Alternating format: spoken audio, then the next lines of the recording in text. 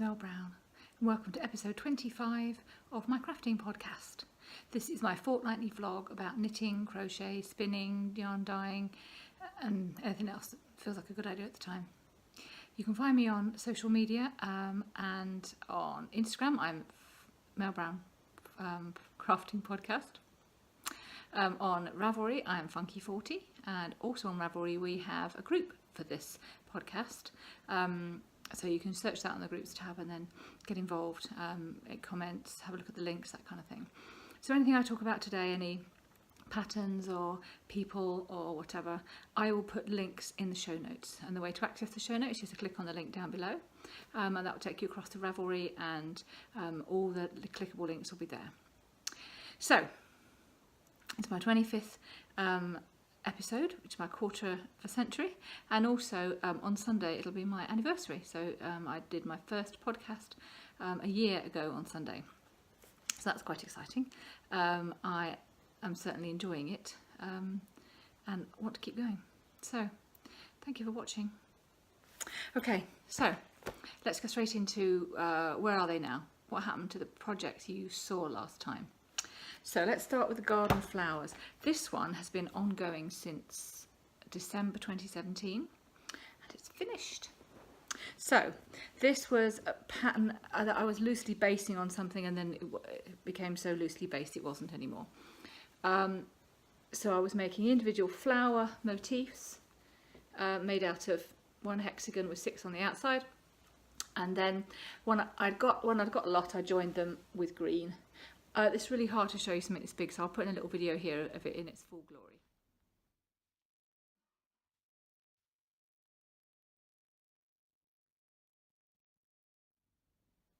So, and a little pic of it, my slipper in there for scale. So, yeah, it's done. I'm really pleased with it. If you've watched before, you'll know that I had a change of the background colour, the grass colour. Yeah, can't find it now. It's so obvious and a change, but I just can't find it. So I started off with Red Heart Detroit, and I had run out of it. And I ended up with another colour, which in this light actually looks very similar. You can see the difference there. Another Red Heart yarn, which was a more a woolly one, half wool. So it's done. It's for my second daughter's birthday, which is in mid-March, so I'm well in time for that, as it's now mid-February. Actually, it's Valentine's Day. I look a bit unwell because I'm not wearing makeup. It's Thursday, and I don't wear makeup on Thursdays, as a result of the Jess Glynne song. Which I hoped would inspire young people to not wear makeup on Thursdays, because who they are is enough. And I don't think it has, but it's inspired me. I don't wear makeup very often, usually just for the podcast, but today's a Thursday, so no makeup. Sorry about that. So there it is. I'm really delighted with it. I'm really pleased to have it finished, because it has been ongoing for quite a long time, and I know a lot of people have a lot of long ongoing projects, but it's just not a comfortable place for me. So I really did want to get it finished, and it's in time for the birthday. It's going to run on the bottom of her bed, so where her feet are, and just look quite pretty. Okay, so that's all there is to it really. I made the pattern up. If you want to, I was thinking I might record a video on it, but I might not. I don't know if anybody would be interested, but it was join as you go. So you do the first, cat hair everywhere, you do the first 3 rounds just on its own, and then on the 4th round you join, and you join with every stitch. So you do a slip stitch into the mirrored stitch, and then you make that stitch on the one you're doing, and you go all the way around like that. So there it is, all finished. Right, the next project that you've seen before was the Opus 400 socks in Socks That Rock yarn. I wasn't feeling that at all. The yarn and the pattern were not a good match for each other, and I just, to say I've got a pair of socks on the needles, I'd never pick them up at all. So in fact I think that's what killed my sock mojo. Just not feeling that project at all. So I have frogged them. So here they were just before they died. And now they're back to balls of yarn, which is great because it means I can do something else with them. It is a very strange yarn. As I've said before, it's the yardage means it's much thicker than normal 4-ply, and yet it's called Socks That Rock, so it should be about socks, right? Anyway, I'll find another use for it. The other thing, the memories blanket, I haven't done anything on that. I really do want to get back to that, so I think I'll make a yeah, I'm going to get back to that this cycle, the next 2 weeks. I'm going to pick that up because I'm actually part way through a square, which is good because it means I've got to use my the new little needle cozies that I got for Christmas. My fingers are a bit blue from touching my hair. My hair has only dyed 2 days ago, and you should have seen the hairdresser's hands. They're a right mess. So that I do want to get back to that. That's my longest standing whip, a work in progress at the moment. And then the other one is Lefty. So this is a Martina Baim pattern, and it's designed to use up leftover sock yarn.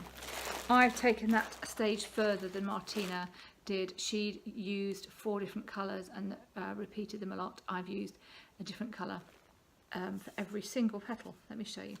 This is the background yarn. And then the accent yarns are all leftover sock yarn. So, that's the one end I haven't run in. I've run all the end. Why don't I run that one in? I don't know. So, there it is, and it's still growing. Where am I? I put a marker in, didn't I? In fact, I moved it when I was talking to you. So, part way through a row. It's inconvenient. Sorry.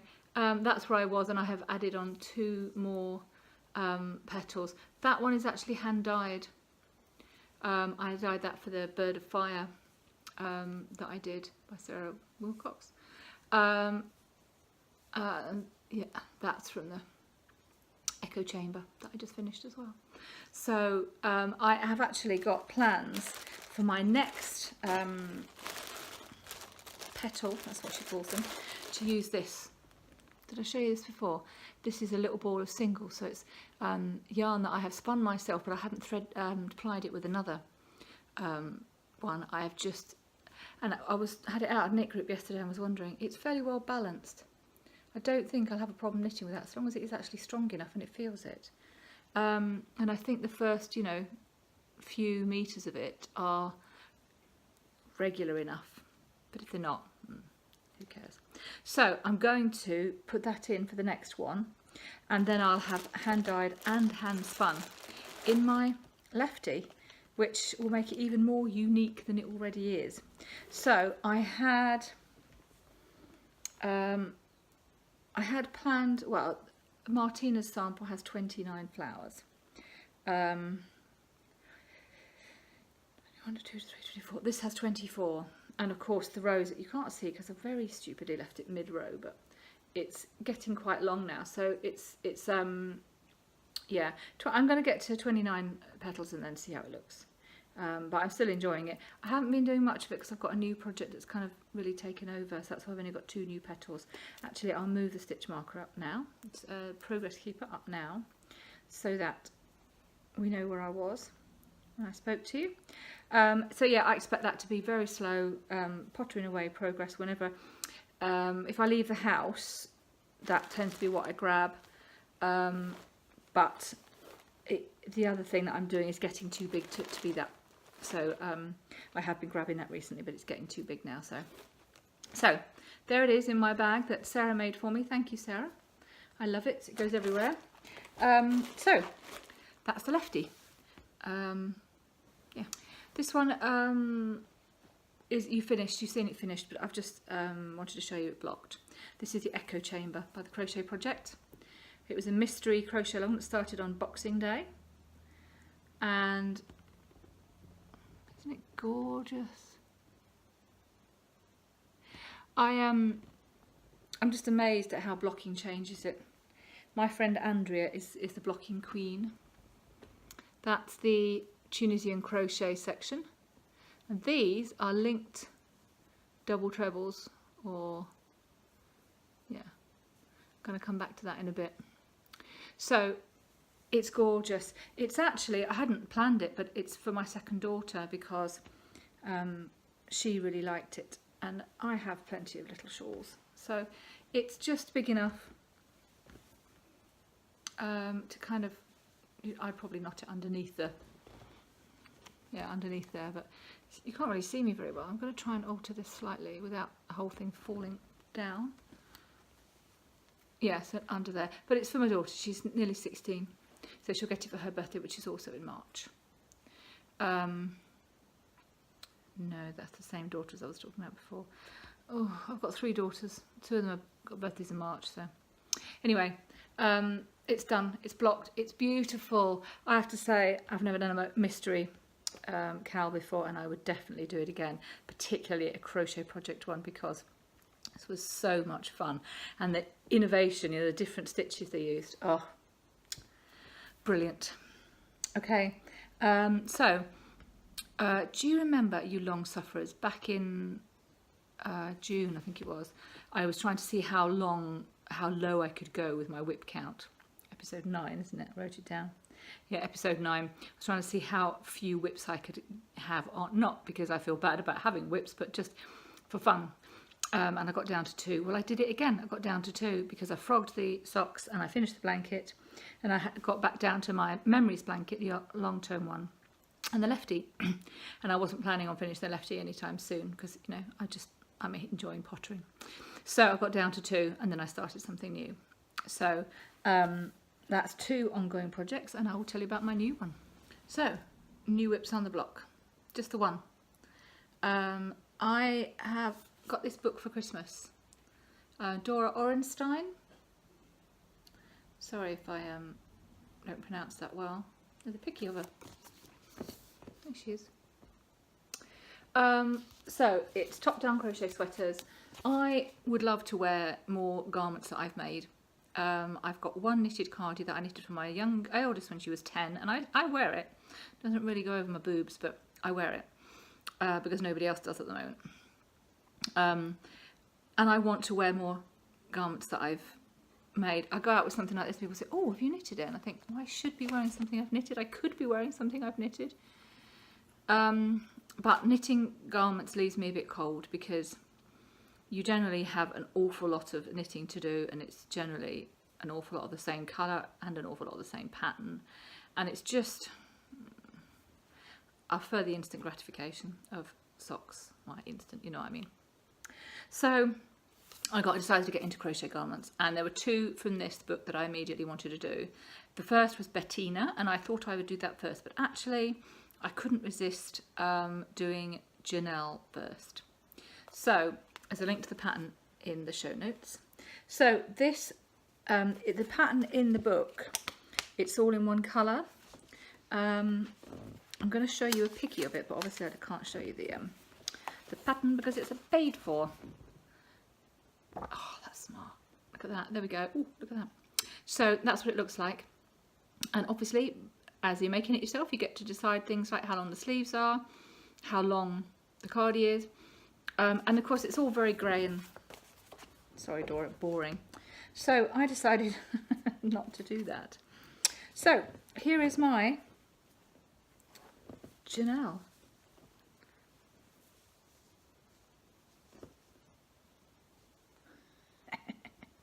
So that's the back. We've got sleeve armholes here, and there's the front. So, did you see the 16 colours I bought at Yarn Etc.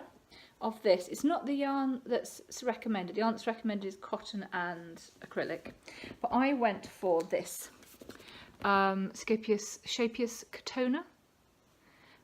It is 100% mercerised cotton. That mercerised thing is why there's quite a sheen on it. And I got these tiny little 25-gram balls. They're so cute.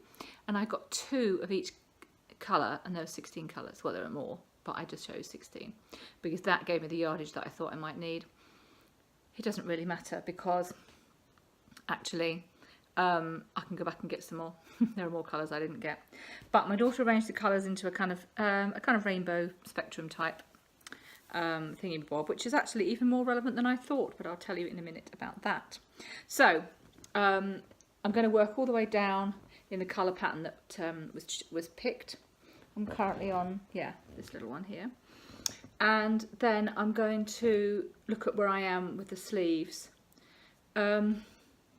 It would be quite smart to start the sleeves in the yellow and then go on to this green and that green and have them kind of the same, but it would be very, very difficult to do that because the number of rows that a ball does when it's this number of stitches is going to be very different to what it does when it's the sleeves, and I don't really want to end up with, you know, tiny bit use of a ball or lots of a ball left over. I don't want to do that. So I'll make a decision when I get to the end about what to do about that, but I may well just carry on with the spectrum but come back up again, so kind of start with the sleeves up here with the end of the spectrum colours so that they come down and meet at the bottom, the middle ones. I don't know, going to make it up as I go along. You long sufferers will know this is what I do. So let's have a look at the pattern. Do you recognise this stitch here? It's slightly taller than the one in the echo chamber, but it's a linked double treble. So it looks a lot like Tunisian crochet. It's got these horizontal bars here, and that's kind of how you work it. I did a video on Instagram a couple of weeks ago about this. If you want to see that, do go back and have a look. I'm sure it'll still be there. We're now at the stage where there's just 2 different rows, and we're just carrying on down until we get bored. Bit of increasing, and so I'm just going to carry on and just see where it goes. I want it to be long. I want it to be the kind of thing that goes with or clashes with anything that I might wear, including my hair. I think I have got a blue. I've got some blues, but I haven't got anything quite this bright. But my hair always goes with and clashes with some of my wardrobe at any given moment, and I don't really care. So I love it. I love the pattern. I love the top down. At first, this looked a bit like you know, those things that the pharaohs wore. Apparently, it looked like one of those. But yeah, it's going to be absolutely gorgeous. The fabric is a little bit stiffer than I thought it. Than I think it should be for this design, but I think the mercerized cotton just softens up a bit when it's washed, because the other cardi, the one that I wear, so I put a picture of it in here. That one's mercerized cotton as well, and that's quite soft. Not as soft as wool, but it's okay, it's nice. So that's that. I guess I could put a progress keeper in, but I can tell where I am because of the colours. We're at the this is my favourite colour so far. And yeah, onwards from there. So, love it, it's brilliant. I'm using the not recommended hook, 6mm hook. I did some swatching. You'd have heard me talk, if you've seen before, about swatching and how it usually ends up going horribly wrong. But I did do a swatch, and I went up from the recommended 5.5mm to 6, because you needed 13 stitches per, you needed 11 stitches per 3 inches or whatever, and I was getting 13. So I went up, then I was getting 12, and I didn't want to go up again. I'm doing the biggest size anyway, so, and I figured the cotton will block a bit, so it'll be all right. So I kind of did a half-hearted, or a half-assed, as I might say, a block swatch, gauge swatch thingy bob. What's it called in the UK? It's known as a tension square, and it's a gauge swatch in the US. Obviously I tend to intermingle both those American and British terms. Oh, sorry, that one was too long. I have trouble getting it off my phone if it's too long. Right, I'm rambling again. Sorry about that. So that's it, Janelle. Absolutely love it. And since I started that, to be honest, I haven't really done anything else. I do the lefty when I go out, as I say, if this is too big. But yeah, I love it. It's so repetitive. I don't understand. Do you understand why we love knitting and crochet? I wouldn't want a repetitive job. I wouldn't want to do anything that I have to keep doing the same thing again and again. I feel like I could get bored, and yet I sit and I do the same thing, this same stitch. Think about the knit stitch. If you've made a jumper, you've knitted a jumper in stockinette, mostly in stockinette, and let's say it was 4-ply sock yarn. How many times have you done that repetitive action of in, round, through, off? Just for that garment, how many hundreds or thousands of times have you done that same action and not got bored? Why is that? It's something comforting about that repetitive thing. I don't understand it. But anyway, these link double trebles are just so nice. Right. Okay, so that is all of my works in progress. 3. But they're all fairly big, you know, for me. They're not, you know, mittens or a hat or socks. Do you know I haven't knitted socks for ages? I wonder whether I need to get my sock mojo back or whether I just need to embrace it and say it's fine. Excuse me, a quick drink. My goals for this year don't strictly mention socks, but I wanted to do a continental knitting project. At the retreat in November that I ran, we had do you know Annie from Northshire Yarns? I've talked about her before. She's a local yarn dyer. She came in and did a lesson, a workshop on continental knitting for us, and it was lovely. And I figured, yeah, I'm going to give that a go because I'm a crocheter. I already know all about tensioning the yarn with my left hand. I just wanted to give it a go. But I thought I just have to do one project that's completely continental. I only work on it continental. And the best project for me, because I don't want to worry about the purl right now, just worry with the knit, would be just a pair of stockinette socks. So the next pair of socks I cast on, I'm going to do continental. So I would like to get my sock mojo back. But yeah, it's not as if when I'm not sock knitting, I'm not knitting. Anyway, so, okay, that's works in progress. Let's think about spinning. So last time I spoke to you, I was spinning some, I was spinning this.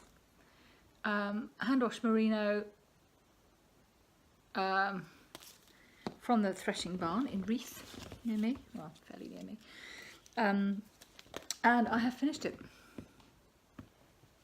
Spun and plied.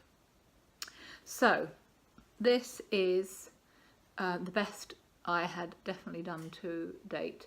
There are still some chunks that are a little bit it's all a bit uneven, so the light's not terribly good, is it? I don't really know. I have to do anything about that.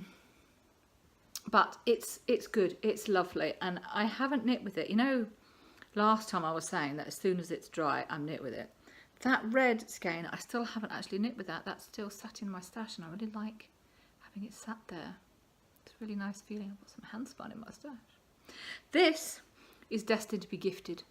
Now, I know that's going to shock you because it's kind of like giving away a baby, isn't it? Giving away a child. That's a horrible thought, but it's okay because I know it'll go to a good home. I'm doing a swap, and that's going to go to a new home. So you know who you are. You're getting that. So that is lovely. Really, really enjoyed that. The other thing, I said I only had one other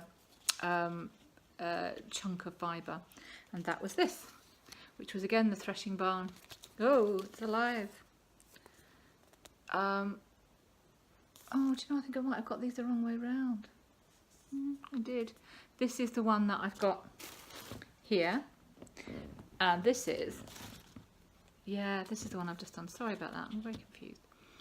I think it's kind of customary for podcasters not to share prices for things, so if I've stepped over a line there that I didn't know about, sorry about that. So this is the silk one. So I don't think I showed you this in the fibre, did I? Anyway, here it is. I need to just twist this into a skein. It's quite similar colours to the other one, isn't it? It's more similar on screen than I think it is. So this is silk, and I just, as well as merino, I just loved it. I really, really loved spinning it. I'm going to get it into a skein for you.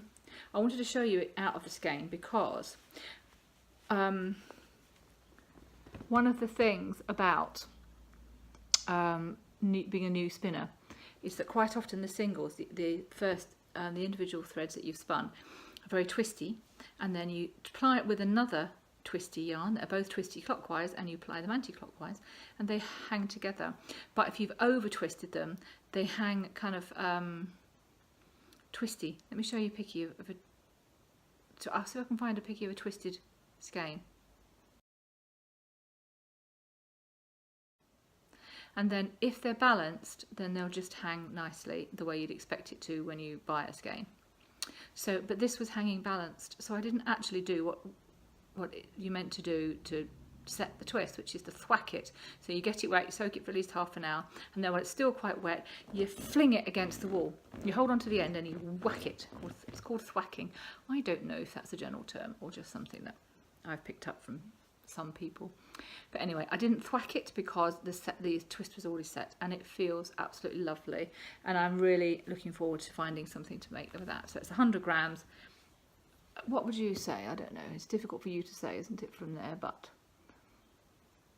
DK again, I would say DK upwards weight. So 100 grams of DK weight merino and silk. I was going to show you the difference in colour, but so you can see they are. Definitely, the blues are definitely my thing at the moment. What between that and the echo chamber and everything, the blue wall over there, teal. So yeah, that's mine, and I'm going to make something with it, but I don't know what yet. So I will then have 2 skeins of hand spun in my stash. It's a bit exciting. Right, something new. As you know, I'm knitting from stash for 6 months, so there's no new yarn, but those 2 that I just showed you, those 2 skeins there, represented the last of my fibre. And I explained last time that I am going to be buying more fibre because I want to keep spinning, basically, especially as I had been to the Weavers, Spinners and Dyers Guild, of which there are lots of branches in the UK, and I had rented a Ashford Traveller wheel, very reasonable price of £3 a month, and I realised straight away I wanted my own. Well, thankfully I've managed to find one. I haven't got it yet, but one of the ladies who was at the guild meeting, she was really lovely, really helped me to get started. She is selling an Ashford Traditional, which is a bit bigger than a Traveller, bigger footprint on the floor, but a very similar concept. So I'm going next Friday to pick that up, so I'm really, really excited about that. But I obviously needed more fibre. Now my friend Andrea, who is a blocking queen, she heard me saying on the podcast last time that I wasn't going to share any more of my fibre with Annie, so she brought me over some fibre that I had to share with Annie. so this is one of the pieces that she brought. What do you call it? It was kind of a braid. I don't really know. It's like I'd say a skein, but it's not a skein because it's not yarn. What do you call it? Andrea, what do you call it? A thingy bob. She bought me a thingy bob of fluff, which was this hand-dyed superwash merino. 109 grams. It's very specific. Anyway, beautiful colours. Here is some of it. Really lovely. And at that, I opened the bag and Annie picked that out. I knew she would.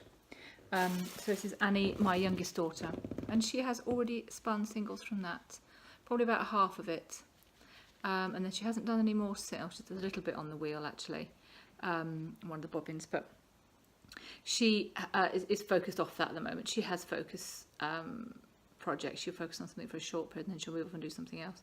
Often she'll come back to things, and I'm quite confident she'll come back to this. So that will just sit there and wait for her, and then what we'll do, we've set a review date for it. I'll come back to why this is all happening soon. We'll set a review date for that project, and at that point I'll say to her, okay, what are you doing? Are you going to finish it or not? And if she wants to finish it, then she can. If she doesn't, at this point, then we might set another review date, or I might just say, okay, I'll finish that and I'll have that, because I was going to make something for her with it. She's not knitting or crocheting at the moment, so the idea was she spins it and tells me what she wants, and I'll make it for her. So I'll just go ahead and finish the spinning if she decides not to go ahead. So the other thing that Andrea gave me was this 300 grams of this divine stuff. Oh, I just wish you had touchy vision, because it is As soon as Annie felt it, she's put her head in the bag. It's just gorgeous. And that's because it's, I don't actually know whose the logo that is. It looks a little bit John Arbon, but I'm not sure. So it's 40% alpaca, 40% merino, and the remainder, I'm guessing, is all of it is 20% silk, which is why it is so gorgeous. I have spun one whole bobbin of that. Hang on a sec. There it is. I forgot to say there's 300 grams. Oh, hang on. Yeah, 300 grams of this. So lots and lots to go at. So there's some fluffy bits on the end there, but that's how that's going. I like the fact that some bits I've managed to get all one colour and then it changes into another, and some bits are kind of a bit barbershop polled, a bit mild. And obviously when they're plied, I'll ply it with itself probably. It will be awesome. I tried that folding thing where you fold the fibre over your hand and then you can get access to the different colours like that. Couldn't get it to work, but maybe I'll keep trying. Anyway, enough on that. So that's my spinning. I'm just checking to see if there's nothing else. Oh yeah, one more thing.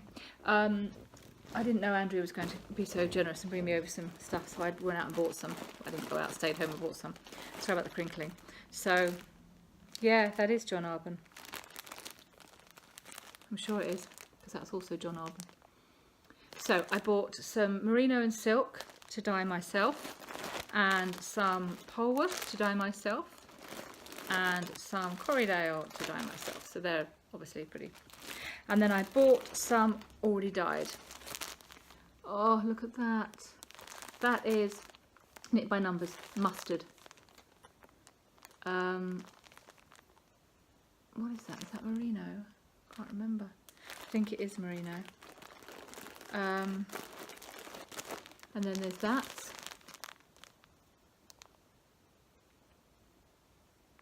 And then there's a bottle green. The bottle green's the thing I'm not so sure about.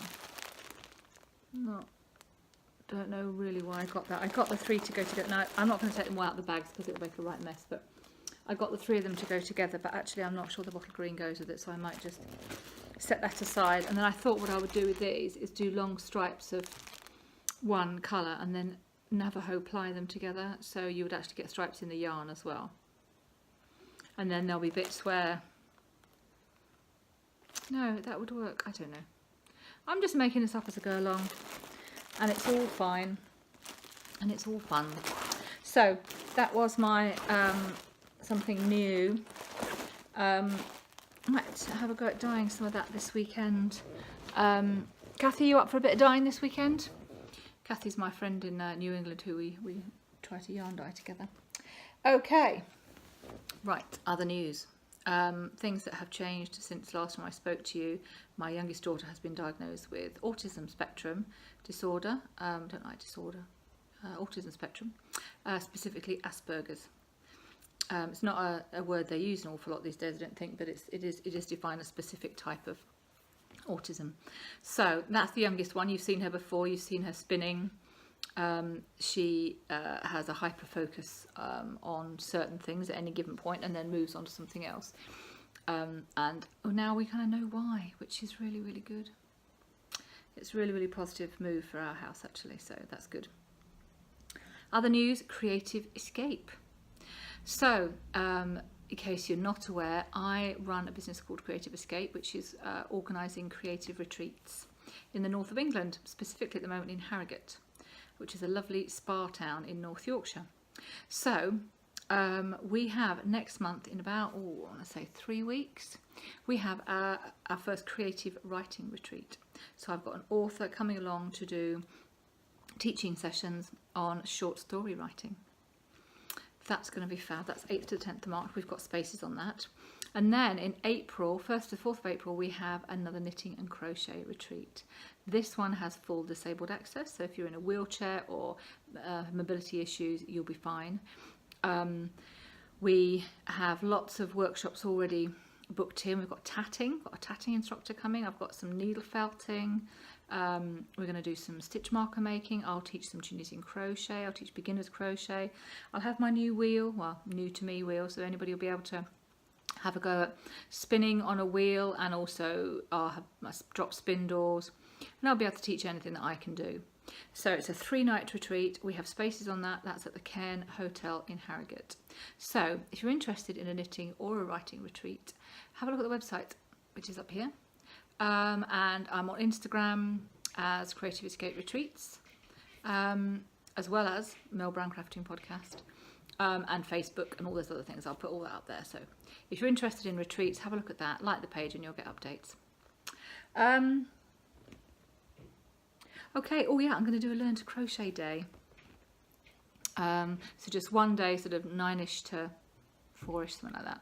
Lunch included, and you come along as a complete novice and leave with a hook, some yarn, and hopefully a half-finished, or if not finished, project, and a video to finish off with. So that's another thing. I haven't got a date for that yet. I've got a fibre up my nose again. I haven't got a date for that yet, but if you're interested in that, do let me know, because I need to choose whether it's a weekday or a weekend, so any input would be useful. So there we go. I'm done. Thank you for getting to the end. You did well. You need a cup of tea now.